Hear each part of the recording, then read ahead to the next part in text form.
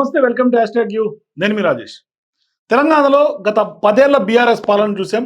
పెద్ద ఎత్తున తెలంగాణలో కాంగ్రెస్ పార్టీ ప్రభుత్వం ఏర్పడిన తర్వాత అప్పుల రాష్ట్రాన్ని కాంగ్రెస్ పార్టీకి ఇవాళ హ్యాండ్ ఓవర్ చేసినటువంటి పరిస్థితి. సో ఇవాళ ఈ అప్పుల రాష్ట్రాన్ని మంచి ఆర్థిక మంత్రంతో సీఎంగా ఉన్నటువంటి రేవంత్ రెడ్డి అయినా, డిప్యూటీ సీఎంగా ఉన్నటువంటి బట్టి విక్రమార్కలు ఇద్దరు కూడా ఆర్థిక మంత్రంతో ఇవాళ ఒకవైపు డెవలప్మెంట్ యాక్టివిటీస్ కానీ, మరోవైపు సంక్షేమానికి కానీ, అంటే అభివృద్ధికి సంక్షేమానికి పెద్దపీట వేసుకుంటూ రెండుటిని గాడిలో నడుపుకుంటూ, మరోవైపు అప్పులు అంటే 10 ఏళ్లలో చేసినటువంటి అప్పులకు ఉన్నటువంటి వడ్డీలను కూడా కడుతూ రికార్డు సృష్టించింది తొలి ఏడాదిలోనే ప్రజాపాలన రేవంత్ రెడ్డి ప్రభుత్వం అని చెప్పుకోవాలి. వాస్తవానికి కూడా తెలంగాణ ప్రభుత్వం అధికారంలోకి వచ్చినప్పటి నుండి ఇప్పటి వరకు 52,118 కోట్ల రుణాలను సేకరించింది. అయితే అదే ఆ సమయంలో గత 10 సంవత్సరాలుగా సేకరించినటువంటి రుణాల పైన వడ్డీ, అట్లాగే అసలైనటువంటి అమౌంట్స్ని కూడా, అంటే 64,516 కోట్ల రుణంని కూడా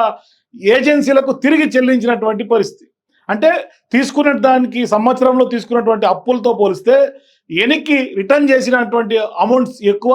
మరోవైపు 10 ఏళ్ల కాలంలో బీఆర్ఎస్ ప్రభుత్వం చేసినటువంటి అప్పులు, వడ్డీలు, అసలు అన్ని చెల్లిస్తున్నటువంటి పరిస్థితి. 2014 నుండి 2023 వరకు 10 సంవత్సరాల్లో అప్పటి భారత రాష్ట్ర సమితి అంటే బీఆర్ఎస్ ప్రభుత్వం సుమారుగా 7 లక్షల కోట్ల అప్పు చేసింది.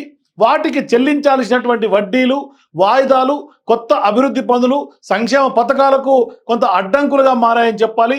కాంగ్రెస్ అధికారంలోకి వచ్చినటువంటి వెంటనే తిరిగి చెల్లించే కాలం ప్రారంభం కావడంతో భారం అధికమైందని కూడా తాజాగా ముఖ్యమంత్రి రేవంత్ రెడ్డి వెల్లడించారు. సో ఇప్పుడు తప్పనిసరిగా తిరిగి చెల్లింపులు, ఇచ్చినటువంటి ఎన్నికల వాగ్దానాలను నెరవేర్చడం ఆర్థికంగా అసాధ్యంగా మారింది. అయితే ప్రభుత్వం యొక్క కఠినమైనటువంటి ఆర్థిక క్రమశిక్షణ, సంక్షేమం, అభివృద్ధి మరియు కూడా రుణాల చెల్లింపు మధ్య సమతుల్యతను కొంత నిర్ధారించిందని కూడా ఆయన వివరించారు. ఇచ్చినటువంటి ఎన్నికల వాగ్దానాలను నెరవేర్చడం కొంత ఆర్థికంగా అసాధ్యంగా మారినటువంటి నేపథ్యంలో, కానీ ప్రభుత్వం యొక్క కఠినమైనటువంటి ఆర్థిక క్రమశిక్షణతో ఖచ్చితంగా సంక్షేమం, అభివృద్ధి రెండూ కూడా ఒకవైపు ప్రజలకు అందిస్తూనే మరోవైపు రుణాల చెల్లింపుల్లో కొంత సమతుల్యతను కూడా నిర్ధారించిందని కూడా ఆయన చెప్తున్నారు. ఇక రాష్ట్ర ఆదాయం నెలకు సగటును చూసుకుంటే 18,500 కోట్లు ఉంది. ఇందులో 6,500 కోట్ల జీతాల కోసం ఖర్చు చేస్తూ ఉన్నారు. అలాగే మరో 6,500 కోట్లను కూడా రుణ చెల్లింపు కోసం కేటాయించాల్సి ఉంది. మరి సంక్షేమం మరియు అభివృద్ధి కోసం అందులో నుంచే మిగిలినటువంటి 5,500 కోట్లని ఇవాళ రేవంత్ రెడ్డి ప్రభుత్వం కొంత ఖర్చు చేస్తున్నటువంటి పరిస్థితి. మరి బీఆర్ఎస్ పార్టీ విచక్షణారహితంగా రుణాలను పెంచకపోతే సంక్షేమం అట్లాగే అభివృద్ధిని నిర్వహించడానికి కాంగ్రెస్ ప్రభుత్వం మెరుగైనటువంటి స్థితిలో కూడా ఉండేదని కూడా ఇవాళ ప్రభుత్వ పెద్దలు వాదిస్తున్నారు. మరి ప్రభుత్వ ఉద్యోగులకు నెలలో జీతాలు ఎప్పుడు ఇస్తారో తెలియనటువంటి పరిస్థితి నుంచి కూడా తొలి రోజు జీతాలు చెల్లించే విధానాన్ని కూడా ఆయన ఇవాళ తెలంగాణలో ఏడాది కాలంలో పునరుద్ధరించినటువంటి పరిస్థితి. ఆ దిశగా చేశామంటూ కూడా బల్లగుద్ది మరి రేవంత్ రెడ్డి చెప్తున్నారు. సో ఇప్పుడు బీఆర్ఎస్ ప్రభుత్వం చెల్లించినటువంటి బిల్లులు కూడా అదనపు భారం అని కూడా రేవంత్ రెడ్డి చెప్తున్నారు.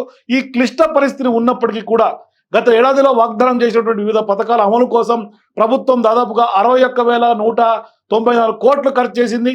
అందులో రాజీవ్ ఆరోగ్యశ్రీ, ఆర్టీసీ బస్సుల్లో మహిళలకు ఉచిత ప్రయాణం కింద అది ప్రవేశపెట్టింది. ఆ గ్యారంటీలో భాగంగా మరోవైపు 500 రూపాయలకే గ్యాస్ సిలిండర్, 200 యూనిట్ల వరకు ఉచిత గృహ విద్యుత్, అట్లాగే స్కాలర్షిప్లు, డైట్ ఛార్జీల పెంపు, కళ్యాణ లక్ష్మి తదితరాలన్నీ కూడా ఉన్నట్టుగా స్పష్టంగా ప్రభుత్వ వర్గాలు చెప్తున్నాయి. సో ఇప్పుడు రైతులకు 2 లక్షల రుణమాఫీ పథకాన్ని అవసరమైనటువంటి నిధులను సమకూర్చినందుకు ఆర్థిక మంత్రి బట్టి విక్రమార్క అట్లాగే ఆర్థిక శాఖ అధికారులను కూడా ముఖ్యమంత్రి అభినందించారు. ఇక 25.36 లక్షల రైతు కుటుంబాలకు రుణ విముక్తులను చేస్తూ మొత్తం 20,617 కోట్ల రుణాలను మాఫీ చేయడం ద్వారా ఖచ్చితంగా తమ ప్రభుత్వం రికార్డు సృష్టించినట్టుగా రేవంత్ రెడ్డి చెప్తున్నారు. ఇది ఇప్పటివరకు ఏ రాష్ట్ర ప్రభుత్వం చేయనటువంటి ఘనత అని కూడా సీఎం రేవంత్ రెడ్డి అంటున్నారు. దేశంలో మునుపెన్నడూ లేని విధంగా రైతుల సంక్షేమం, అభివృద్ధికి ఒక్క ఏడాదిలోనే 57,000 కోట్లను ఖర్చు చేసినట్లుగా ముఖ్యమంత్రి చెప్తున్నారు. ఇక రుణమాఫీతో పాటు రైతు బీమా, పంటల బీమా, పంట నష్ట పరిహారం, వ్యవసాయానికి ఉచిత విద్యుత్తు, పంట ఉత్పత్తుల కొనుగోలు మరియు పంటకు బోనస్ నిధులు వెచ్చించారు.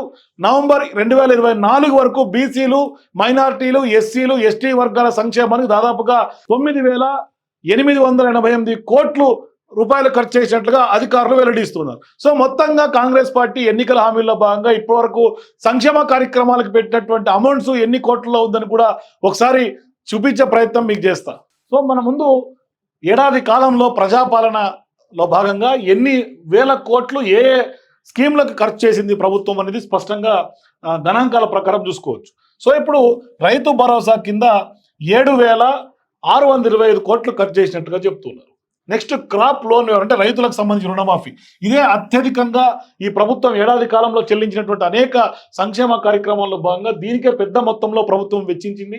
20,617 కోట్లు ఈ రుణమాఫీకి సంబంధించినటువంటి రైతులకు సంబంధించినటువంటి ఖర్చు చేసినటువంటి పరిస్థితి. నెక్స్ట్ ఇక చేయూత పెన్షన్ల విషయం తీసుకుంటే 11,382 కోట్లను చేయూత పెన్షన్ల కోసం కేటాయించినటువంటి నేపథ్యం.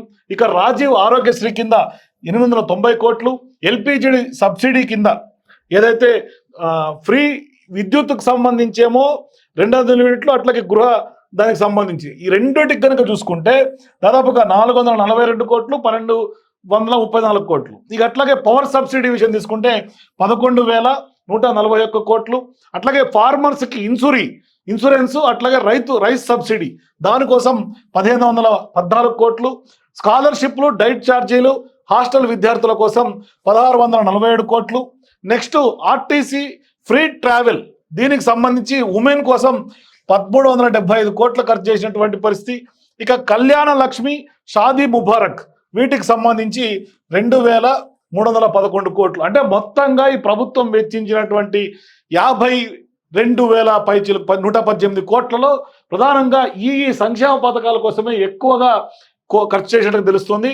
ఓవైపు ప్రభుత్వం మీద అప్పు భారం ఉన్నప్పటికీ 6,500 కోట్లు ప్రతి నెల చెల్లిస్తూనే 62,000 పైచీలకు కోట్లు ఇప్పటికే ప్రభుత్వం కొంత బ్యాంకర్స్కి అట్లాగా ఏజెన్సీలకు చెల్లించి కూడా ఇంత సంక్షేమం అభివృద్ధి దిశగా ప్రభుత్వాన్ని ప్రజాపాలన ఆర్థిక మంత్రంతో ఇరువురు, ఓవైపు సీఎంగా ఉన్నటువంటి రేవంత్ రెడ్డి, మరోవైపు డిప్యూటీ సీఎంగా ఉన్నటువంటి బట్టి విక్రమార్క ఆర్థిక క్రమశిక్షణతో ఈ రాష్ట్రాన్ని కొంత సక్సెస్ఫుల్గా ముందుకు తీసుకెళ్తున్నారు.